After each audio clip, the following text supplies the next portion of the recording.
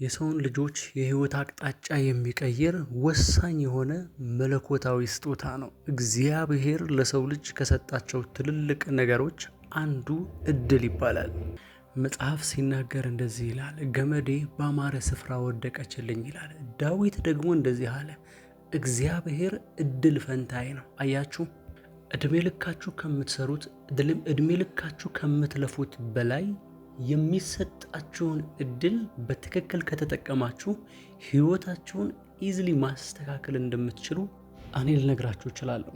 ሰላም ውድ የዳዊት ቤት ተከታታዮች፣ ዛሬም እንደተለመደው ለመንፈሳዊ ህይወታችሁ እድገት ይጠቅማል ብለን ያሰብነውን መንፈሳዊውን ሐሳብ ይዘን መጥተናል።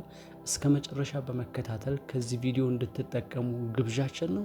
ለዚህ ቻናል አዲስ ከሆናችሁ ግን ይህንን ቻናል ሰብስክራይብ እያደረጋችሁ እንዲሁም የደወል ምልክቷን በመጫን ቤተሰብ እንድትሆኑና በየጊዜው የሚለቀቀውን መንፈሳዊውን ሐሳብ በመውሰድ በመንፈሳችሁ ወይ ደግሞ በውስጣዊ ሰውነታችሁ እንድትጠነክሩ በፍቅር እንጋብዛችኋለን። ዛሬ ይዤላችሁ የመጣሁትን ሐሳብ እድላችሁን እንዴት መጠበቅ እንዳለባችሁና ከተሰረቀም እንዴት ማስመለስ እንዳለባችሁ ወይ ደግሞ ከተሰረቀባችሁ የምታውቁበት 7 ምልክቶች እነግራችኋለሁ። እስከነ መፍትሄው መጨረሻ ላይ ደግሞ መፍትሄው ምን ማድረግ እንዳለባችሁ። እድል ይሰረቃል፣ እድል ይወሰዳል፣ እድል ይከሽፋል። ነገር ግን እድላችሁ እንድትመልሱ ከፈለጋችሁ ማድረግ ያለባችሁን 3 ነጥቦች መጨረሻ ላይ እነግራችኋለሁ። ነገር ግን እድላችሁ እንደተሰረቀባችሁ፣ እድላችሁ እንደተወሰደባችሁ የምታውቁበት 7 ምልክቶች እነግራችኋለሁ። አስተውሉ። የሆነ ነገር እንድታውቁ ፈልጋለሁ። ክርስቶስ ኢየሱስ በመጽሐፍ ቅዱስ ሲነገረን እንደዚህ አለን፣ እኔ ሕይወት እንዲሆንላችሁና እንዲበዛላችሁ መጥቻለሁ አለ። ጠላት ግን ሊሰርቅ፣ ሊያርድ፣ ሊያጠፋ ከነዚህ በሌላ ምክንያት በሌላ ሊመጣ አይችልም ይላል። አያችሁ። ስለዚህ ጠላት ወደ እናንተ ሕይወት ሊሰርቅ ይመጣል ማለት ነው። ጠላት እግዚአብሔር እናንተ እንድትከብሩበት፣ እናንተ በዚች ምድር በሰላም እንድትኖሩ፣ በኃይል በጥንካሬ በመግዛት በመስፋት እንድትኖሩ እናንተ ውስጥ ያስቀመጠውን ጸጋ እናንተን በመሸንገል እናንተን በማታለል ያንን ነገር ከእናንተ ውስጥ እንዲወጣ የማድረግ ጥበብና ኃይል አለው። ምክንያቱም ያለምንም ምክንያት ምንም ላይጠቀም እናንተን አይሸነግላችሁም። ምንም ላይጠቀም እናንተን ወደ ኃጢአት ሲስተም አይጎትታችሁም። ምንም ላይጠቀም መንፈሳዊነታችሁን እንዲቀዘቅዝ አያደርጋችሁም። ስለዚህ ኮንሽስ ሁኑ። ስለዚህ አስተውሉ። ስለዚህ እውነተኛውን የእግዚአብሔርን ቃል በመመርመር ህይወታችሁን ፈትሹ፣ መርምሩ። ምክንያቱም መጽሐፍ ቅዱስ ሲናገር እንደዚህ መንፈስን ሁሉ አትመኑ። አያችሁ፣ መንፈስን ሁሉም መንፈስ የእግዚአብሔር መንፈስ ነው ማለት አይደለም።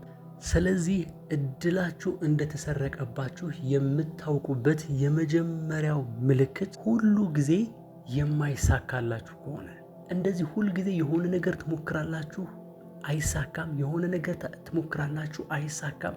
ይኸውላችሁ መጽሐፍ ቅዱስ ሲናገር እንደዚህ ይላል፣ ሩጫ ለፈጣኖች አይደለም፣ ባለጠግነትም ለጠቢባን አይደለም፣ ነገር ግን ይላል እድልና ጊዜ ሁለቱንም ያገናኛቸዋል ይላል። አያችሁ፣ እድልና ጊዜ።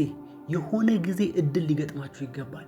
የሆነ ጊዜ እናንተ ውስጥ ያለው እድል ጊዜያችሁን ሊያመጣው ይገባል። አያችሁ፣ ሳምታይምስ የሆነ ቢዝነስ ፕላን አላችሁ። ያንን ቢዝነስ ስትጀምሩት ጀምራችሁት ከስራችሁ ትዘጉታላችሁ። ይሄኛው ስለማያዋጣ ነው፣ ሁኔታው እንደዚህ ስለሆነ ነው፣ ጊዜው ሲዝኑ ስላልሆነ ነው፣ ቆይ ሌላ ልጀምር ትጀምራላችሁ፣ አይሳካም።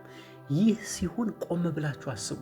ምክንያቱም አንድ ሰው በታማኝነት ከሰራ፣ በትክክል ከሰራ ወይ ደግሞ በትክክለኛ ኢነርጂ ተጠቅሞ የሆነ ስራ ላይ ከዋለ ላያተርፍ አይችልም ማለት ነው። ስለዚህ እንደዚህ አይነት ሁል ጊዜ ፌል የምታደርጉ ከሆነ፣ ሁል ጊዜ ኪሳራ ውስጥ ካላችሁ ጀስት አስቡ፣ እንደ ሰው ለምን አይሳካልኝም?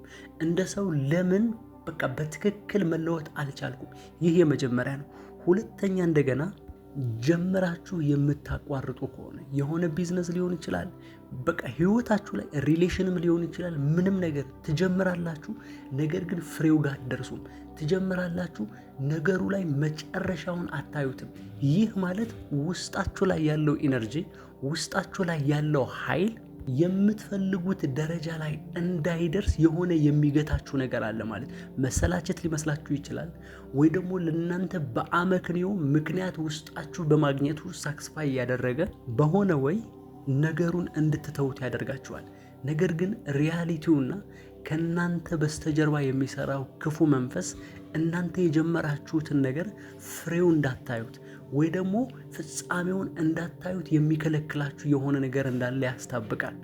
እንደዚህ አይነት ምልክቶች ስታዩ ቆም ብላችሁ አስቡ። ለምንድነው ቢዝነስ እጀምራለሁ ፍጻሜው ላይ እንዳይደርስ ምንድነው የሚከለክለኝ? ለምንድነው የጀመርኩትን ነገር ኢቨን ስፖርት ሊሆን እኮ ይችላል። ስፖርት ጀምራላችሁ፣ ነገር ግን ሰውነታችሁ ላይ ለውጥ ሳታዩ የሆነ ነገር ላይ ለውጥ ሳታዩ ቶሎ ታቆሙታላችሁ። ወይም ደግሞ ትምህርትም ሊሆን ይችላል። ትምህርት ጀምራላችሁ፣ የሆነ ኮርስ ለመማር ትፈልጋላችሁ፣ ቶሎ ትወጣላችሁ። የሆነ በቃ ዲፕረስድ የሆነ ሰው ሊያደርገው የሚችል ነገር እናንተ ህይወት ውስጥ ያለ ምንም ምክንያት ሀፐን ካደረገ ምንድነው ማለት መቻል አለባችሁ። ሶስተኛው እንደገና ትልልቅ እቅድ አላችሁ፣ ነገር ግን ተግባራዊ አይሆንም። በውስጣችሁ ያለው ትልቁ ኢነርጂ፣ በውስጣችሁ ላይ ያለው ትልቁ አቅም ወደ ምድር ወይ ደግሞ ወደ ተግባራዊ ወደ ፊዚካሊ ዓለም እንዳይመጣ የሆነ ገደብ ከተቀመጠባችሁ አዚስ ታይም እናንተ ኮንሽስ መሆን መቻል አለባችሁ።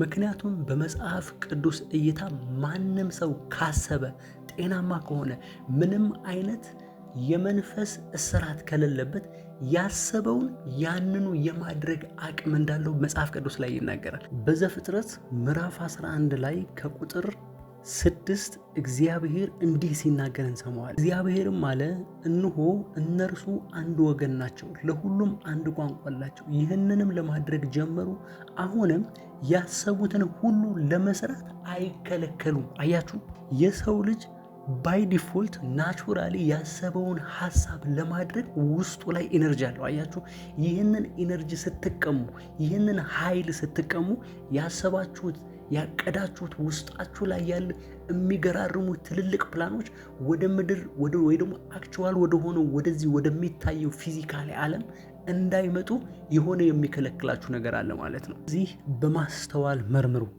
አራተኛው እንደገና እናንተ ያገዛችኋቸው እናንተ ስር ይሰሩ የነበረ ከእናንተ በታች ሆነው ይሰሩ የነበረ እናንተ ቀጥራችሁ ታሰሯቸው የነበሩ ሰዎች እናንተ ሳትለወጡ እነዛ ሰዎች ሲለወጡ ስታዩ ከእናንተ ጋር እኩል ይሮጡ የነበሩ ሰዎች ያለምንም ምክንያት ራንደም እነሱ ተለውጠው እናንተ ደግሞ ምንም ስታክ አድርጋችሁ የምታዩ ከሆነ ህይወታችሁ እንዳይለወጥ የሆነ የያዛችሁ ነገር አለ። የሆነ ገደብ ተቀምጦላችኋል። መጽሐፍ ቅዱስ ሲናገር እንደዚህ ይላል፣ አምላካችን ቅጥሩን እንዘላለን ይላል። አያችሁ፣ በአምላካችን ቅጥር ማለት ገደብ ማለት ነው። ወይ ደግሞ ሰው ያስቀመጠልን ባውንደሪ፣ ሰው ያስቀመጠልን አጥር፣ ወይ ደግሞ ስፒሪቹዋሊ ፓወሮች ያስቀመጡልን ገደቦች፣ እነዛን በአምላካችን እናልፏቸዋለን ይላል። አምስተኛውና በጣም ትኩረት እንድታደርጉበት የምፈልገው ደግሞ ህልማችሁን እንድትከታተሉ እፈልጋለሁ። በህልማችሁ የሆነ ሰው ሌባ እየሰረቃችሁ፣ እቃ እየጠፋችሁ፣ ወደኋላ እየተመለሳችሁ፣ መሮጥ እያቃታችሁ፣ ወይ ደግሞ ወደሆነ ገደል እየወደቃችሁ፣ ራሳችሁ በጨለማ ስፍራ ውስጥ ሆናችሁ እጃችሁ ታስሮ መፈታት እየፈለጋችሁ፣ ወይ ደግሞ የሆነች ጠባብ ክፍል ውስጥ ተዘግታችሁ እንደዚህ አይነት ህልሞች ስታዩ በተለይ ደግሞ በተደጋጋሚ ከሆነ ኮንሽስ መሆን መቻል አለባችሁ። እግዚአብሔር ያለ ምንም ምክንያት አይገልጥላችሁም። አስተውሉ። መጽሐፍ ቅዱስ እንደዚህ ይላል፣ ማስተዋል ይጋርድሃል፣ ጥበብ ደግሞ ያድንሃል ይላል። አያችሁ፣ አሁን ላላችሁ ህይወት፣ አሁን ለምትኖሩት ህይወት እግዚአብሔር ተጠያቂ አይደለም። እግዚአብሔር ሁል ጊዜ ከፍቅሩ ብዛት የተነሳ እኛ ጋር ሪሌሽን ስላለው፣ እኛ ጋር ቅርርብ ስላለው፣ እኛ ጋር ኮሚኒኬሽን ስላለው ይሰማናል እንጂ እኛ ድሆች ስለሆንን እግዚአብሔር እኛን ድሃ ለማድረግ የተጠቀመበት ወይ የለም። እኛ ሪሌሽን ልንመሰርት ፈልገን፣ ትዳር ልንመሰርት ፈልገን እግዚአብሔር የከለከለን ስፍራ የለም። ምክንያቱም መጽሐፍ ቅዱስ ሲናገር እንደዚህ ይላል፣ እግዚአብሔር መልካም ነው፣ አደራረጉም መልካም ነው ይላል። አያችሁ፣ እግዚአብሔር መልካምና መልካም ነው። እግዚአብሔር ለእናንተ ያለው ሐሳብ፣ ለእናንተ ያለው ፈቃድ በጎና መልካም ደስ የሚያሰኝ ነው።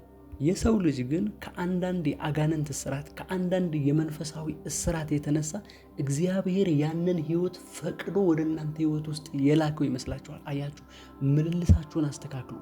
ስድስተኛውና አደገኛው እንደገና በዝሙት ኃጢአት የምትወድቁ ከሆነ ሰው እዚህ ላይ ምንም አያስተውልም። ዝሙት ኢንተርቴይንመንት ነው። ዝሙት በቃ የሆነ ደስ እንድንሰኝበት የተፈቀደልንና የተሰጠን የሆነ በቃ ኢንጆይ የሚደረግ ነገር ነው የሚመስለን። ነገር ግን የሰው ልጆችን ኃይል የሚመጠጥበት የሰው ልጆች በተለይ ደግሞ የወጣቶች ህይወት ሳክሪፋይ የሚደረግበት ትልቅ የመሰዊያ የአጋንንት ዌፐን እንደሆነ እንድታውቁ ፈልጋለሁ። ትልቅ መሳሪያ ነው። እናንተ አታውቁ። ከዝሙት በስተጀርባ እናንተ ውስጥ ምን እየተከናወነ እንዳለ አታውቁ።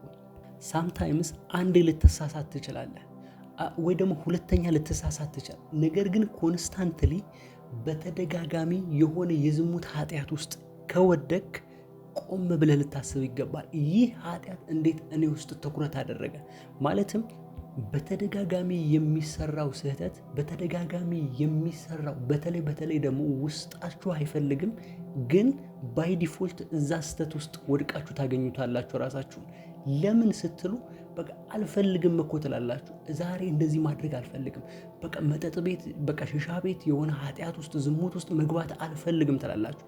ነገር ግን ባይ ዲፎልት ደግሞ ነገሩ ተመቻችቶ ተቀነባብሮ ራሳችሁን እዛ ውስጥ ታገኙታላችሁ። ለምን? ማን ነው ያንን ነገር እንድታደርጉ እዛ ውስጥ እንድትዘፈቁ ፑሽ እያደረጋችሁ ያለው? ማን ነው ይህንን ነገር ለማቆም ስትፈልጉ አቅም አልባ ያደረጋችሁ? እግዚአብሔር መጽሐፍ ቅዱስ ሲናገር እንደዚህ ይላል፣ ዓለማዊነትንና ምኞትን የሚያስክድ የእግዚአብሔር ጸጋ ተገልጧል ይላል። አያችሁ፣ እናንተን የሚደግፍ እናንተን ከኃጢአትና ከርኩሰት የሚለይ ጸጋ ተገልጧል። ነገር ግን በአንጻሩ ደግሞ እናንተ ወደ ክፋትና ወደ ዝሙት፣ ወደ ርኩሰትና ወደ አመፀኝነት እየተመለሳችሁ ከሆነ ቆም ብላችሁ አስቡ። እግዚአብሔር የሰጣችሁን ጸጋ እንዳትጠቀሙ የሚያደርጋችሁ የሆነ ነገር ካለ በጣም በሰከነ መንፈስ ቆም ብላችሁ አስቡ። ለምን እንደዚህ ሆንኩኝ ብላችሁ አስቡ። ሰባተኛውና የመጨረሻው እንደገና የምታውቁት ነገር ማድረግ ሲያቅታችሁ፣ ይህ በቃ የመጨረሻው ሌቭል ነው። አዚም ወይ ደግሞ ድንዛዜ የሚባሉ ስፒሪቶች የሚሰሩበት ሌቭል ነው ይሄ። መጽሐፍ ቅዱስ ለገላትያ ሰዎች ጳውሎስ ሲነግራቸው እንደዚህ አለ፣ ክርስቶስ ኢየሱስ በፊታችሁ ሆኖ እንደተሰቀለ ተስሎ አልነበረ ወይ? ማን ነው አዚም ያደረገባችሁ? አያችሁ፣ ክርስቶስ ኢየሱስ በፊታቸው ተስሎ እውነተኛው መሲህ እያዩት እንዳልነበረ ከዛ ያውቁታል፣ በትክክል ያውቁታል። ኢየሱስ እንደተሰቀለላቸው ያውቁታል። ነገር ግን ከዛ ማን ዞር እንዳረጋቸው ወይ ደግሞ ማን እንደመለሳቸው ሳያውቁ በቃ ወደ ሕግ ወደ ሌላ ወደ ሆነ ነገር ገቡ። አያችሁ፣ ይህ አዚም ድንዛዜ ይባላል። ስለዚህ የምታውቁት ነገር በውስጣችሁ ላይ እውቀቱ አለ፣ ያንን የምታውቁት ነገር ደግሞ ማድረግ አትችሉም። ይህ እንደዚህ ሲሆን ድግምት ወይ ደግሞ እድላችሁ ተወስዶ፣ ቻንሳችሁ ተወስዶ፣ አቅማችሁ፣ ካፓሲታችሁ፣ ኢነርጃችሁ ተወስዶ ሲሆን የምታዋቸው ምልክቶች ናቸው። ስለዚህ እነዚህ ካያችሁ በፍጥነት ልታደርጉት የሚገባ 3 ነገሮች አሉ። የመጀመሪያው ነገር ኃጢአታችሁንና ድካማችሁን በመናዘዝ በክርስቶስ ኢየሱስ ደም እንድትነጹ የኢየሱስ ክርስቶስን ደም በደንብ አድርጋችሁ ማወጅና ኮንፌስ ማድረግ መቻል አለባችሁ። ይህ ለምን እንደምነግራችሁ ልንገራችሁ። ብዙ ጊዜ የድግምት ዓለም፣ የጥንቆላ ዓለም፣ ይሄ ክፉ መንፈስ አሰራር ውስጥ ያለ የሆነ ነገር አለ። የሆነ ኪዳን ሲገቡ የሆነ ነገር አርደው ወይ ደግሞ የሆነ ነገር ደም አፍስሰው ነው የሚያደርጉት። ያንን ደም የሚሻረው በክርስቶስ ኢየሱስ ደም ነው። በተለይ ደግሞ ከእናንተ ሕይወት ጋር የተገናኘ ከሆነ ያንን የኢየሱስ ክርስቶስ ደም ሁል ጊዜ ልታውጁት ይገባል። ስለ ኃጢአታችሁ የፈሰሰ ደም፣ ከአቤል ደም ይልቅ ምሕረትን የሚናገር ደም፣ ነፃ የሚያወጣ ደም፣ እናንተን ከኃጢአትና ከጠላት አገዛዝ ከጠላት ቀጠና ማውጣት የሚችል የክርስቶስ ኢየሱስ ደም። አያችሁ፣ መጽሐፍ ቅዱስ ሲናገር እንደዚህ ይላል፣ እነሆ የዓለምን ኃጢአት የሚያስወግድ የእግዚአብሔር በግ አለው ዮሐንስ። አያችሁ፣ ይህ በግ ታርዶ ነው የዓለምን ኃጢአት ሁሉ የተወገደው። ስለዚህ ስለ እናንተ ኃጢአት፣ ስለ ድካማችሁ፣ ስለ ስንፍናችሁ፣ ጠላት በእናንተ ላይ ስለሰራው ስራ ወይ ደግሞ በእናንተ ላይ ስላወጀው ነገር ሁሉ ማፍረስ የሚችል ደም ይህ ደም ነው። ሁለተኛው እንደገና ልታደርጉት የሚገባ ስለ ኢየሱስ ስም ማወቅ መቻል አለባችሁ። እስከ ስሞች ሁሉ በላይ የሆነ ስም እንዳለው አምናችሁ በስሙ መጸለይ አለባችሁ። በስሙ ማፍረስ መቻል አለባችሁ። በስሙ ነገሮችን ማዘዝ መቻል አለባችሁ። ምክንያቱም የትኛውም የጨለማ አሰራር የሚሰራ ወይ ደግሞ አሁን ለምሳሌ አንድ አስማተኛ አስማቱን ሲሰራ የብዙ መናፍስቶችን ስም እየጠራ ነው። እነዛ ስሞችን የሚወክል መንፈስ እየመጣ ነው ነገሩን የሚሰራው። አያችሁ። ልክ እንደዚህ ደግሞ የኢየሱስ ክርስቶስ ስም ከስም ሁሉ በላይ የሆነ ስም፣ በእምነት ይህንን ስም ልታውጁት ይገባል። መጽሐፍ ቅዱስ ላይ ሲናገር እንደዚህ ይላል፣ እነዚያ በሰረገላ እነዚያ በፈረስ ይታመናሉ፣ እኛ ግን በአምላካችን በእግዚአብሔር ስም እንታመናለን። እነርሱ ተሰነካክለው ወደቁ፣ እኛ ግን ተነስተን ጸንተን ቆምን ይላል። አያችሁ። ሌላ ስፍራ ላይ የአምላካችን የእግዚአብሔር ስም የጸና ግንብ ነው ይላል። አያችሁ። ልክ እንደዛው ደግሞ ሐዋርያት ሥራ ላይ እንደዚህ ይላል፣ እንድንበት ከሰማይ በታች የተሰጠን ሌላ ስም የለም ይላል። አያችሁ። የምትድኑት በዚህ ስም ነው። የምትፈቱት በዚህ ስም ነው። ነፃ የምትወጡት በዚህ ስም ነው።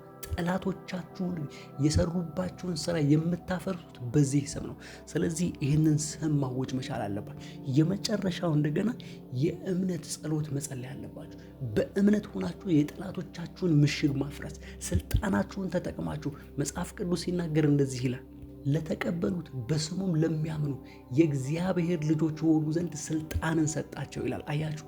እናንተ የእግዚአብሔር ልጆች ስለሆናችሁ እናንተ ላይ የታወጀውን ክፉ ነገር ወደ መጣበት ወደ ምንጩ የመመለስ ስልጣን እናንተ ላይ አለ። መጽሐፍ እንደዚህ ይላል፣ እባብና ጊንጡን ትረግጡ ዘንድ በጠላት ኃይሉ ሁሉ ላይ ስልጣንን ሰጠኋችሁ ይላል። አያችሁ። ስልጣናችሁን ከተጠቀማችሁ እናንተ ላይ ሊደርስ የታሰበው ነገር በሙሉ ይረግፋል፣ ይከሽፋል፣ እግራችሁ ላይ ይደፋል። ስለዚህ ይህንን በማድረግ ህይወታችሁን እንድትዋጁ፣ ህይወታችሁን እንድትቃኙ፣ ምክንያቱም እግዚአብሔር የበረከት አምላክ ስለሆነ፣ የሰላም አምላክ ስለሆነ፣ የክብርና የሞገስ አምላክ ስለሆነ፣ በክፋት ውስጥ ምንም እጅ ስለሌለበት በህይወታችሁ ውስጥ ለሚሆነው ነገር ሁሉ ኃላፊነት የምትወስዱት እናንተ ናችሁ።